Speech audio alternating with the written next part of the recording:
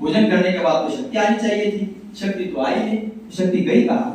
वही मैं कहता हूँ, ये जो थकान, आलस, ये सब देन किसकी है? ये सब सब जमा हो रहा है, उसको निकालो और फिर देखो, अनुभव करो।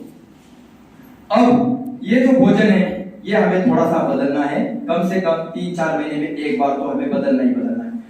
अब जब हम साधना शुरू करने जा रहे हैं, जब हमको रसायन की सिस्टम को अपनाना है, ये सॉफ्टवेयर डाउनलोड करना है, तो हमको क्या करना पड़ेगा? मैंने पहले कहा कि पहले अपने मन को अपने काबू में रखना पड़ेगा।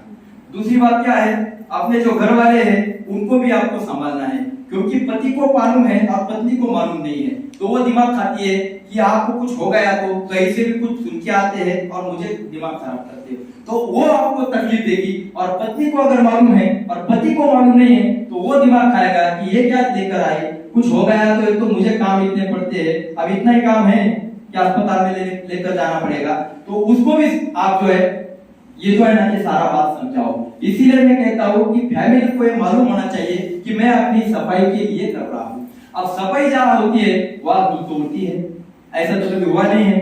हाँ, जो घर रोज साफ करते हैं वहां धूल नहीं उड़ेगी, पर जो घर 6 महीने के बाद सफाई कर रहे, हम अपने माले के ऊपर की सफाई कभी करते हैं तो धूल उड़ती है ना, वैसे ये सिस्टम जब आप अपनाओगे तो धूल तो उड़ेगी, तो फिर आपको तकलीफ तो सहन करनी पड़ेगी। जैसा सर दर्द हो सकता है 1-2 दिन, या फिर बुखार आ सकता है, उल्टी या लूज मोशन हो सकते हैं, पर हो सकते हैं इसका मतलब होंगे ही ऐसा नहीं है, और हो सकते हैं तो इसमें डरने वाली कोई बात नहीं है, क्योंकि जो ट्रेन ट्रैक बदलती है वो भी तो खड़खड़ करती है ना।